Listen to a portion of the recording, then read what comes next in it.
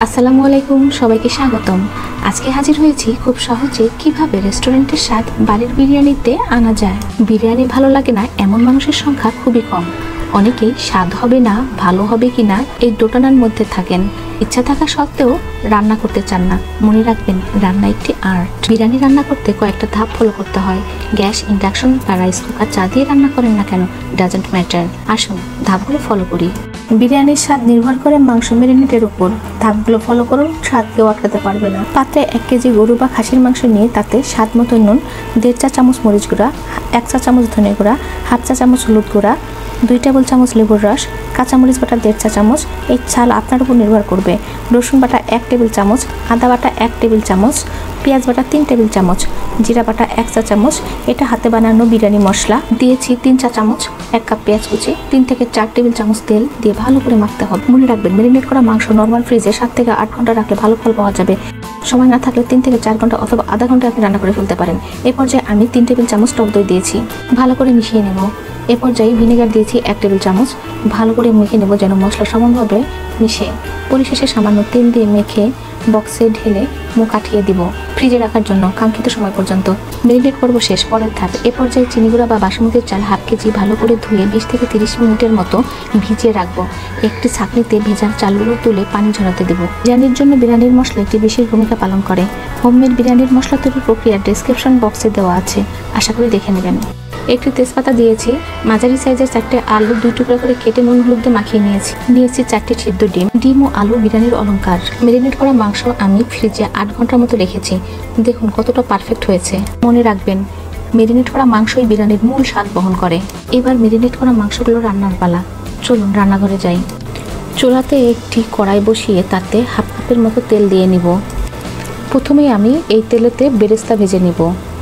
High হিটে কিছুক্ষণ পেঁয়াজ ভাজার পরে আমি আঁচটা কমিয়ে দিব। যখন একটু লালচে কালার হতে আসবে তখন আমি একদম আঁচটা লো করে দিব। বাদামি কালার হয়ে গেলেই আমার বেরেস্তা ভাজা শেষ হয়ে যাবে। বেরেস্তাগুলো তুলে একটি শুকনো বাটিতে রাখবো।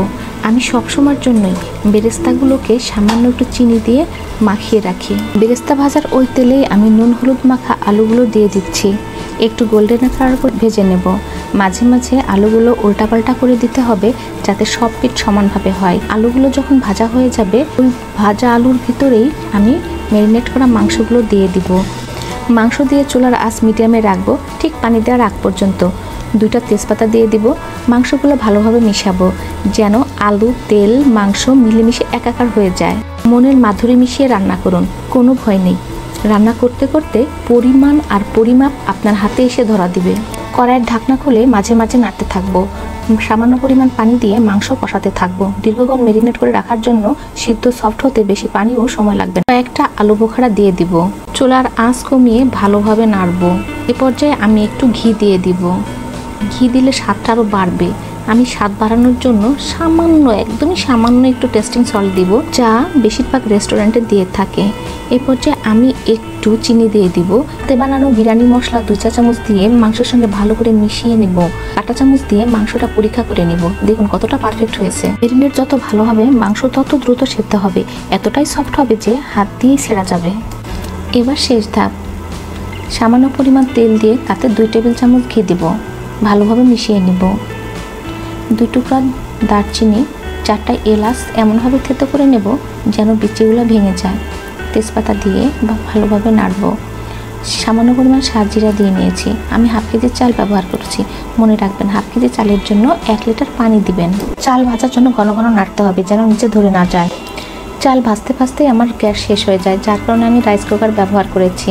রাইস কুকারেও পারফেক্ট বিরিয়ানি হয় সেটা আমি আজকে প্রমাণ করে দিব। পানি দিয়ে দিচ্ছি। এতে 3টা কাঁচামরিচ দিয়ে দিলাম। স্বাদ মতো লবণ দিয়ে দিচ্ছি। গুঁড়ো দুধটা আমি একটু তরল দুধের সঙ্গে গুলিয়ে নিয়েছি, দিয়ে দিলাম। আমি গরুর দুধ দিয়ে দিচ্ছি 1 কাপ।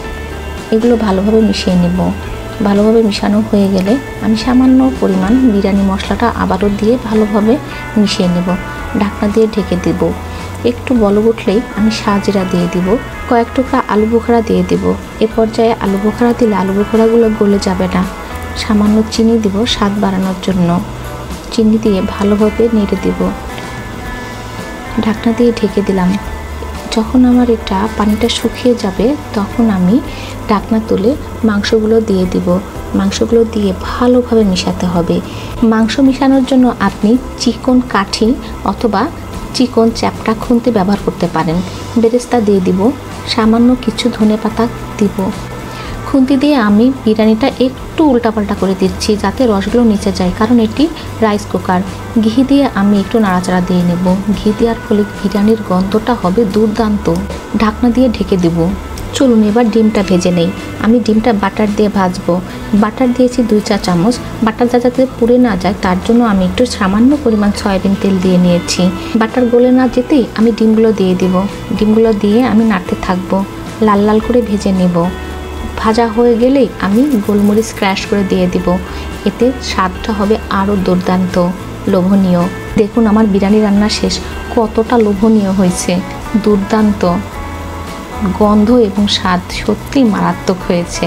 রাইস কুকারে বিরিয়ানি যে ঝরঝরে হয় সেটার প্রমাণ দিয়ে দিলাম।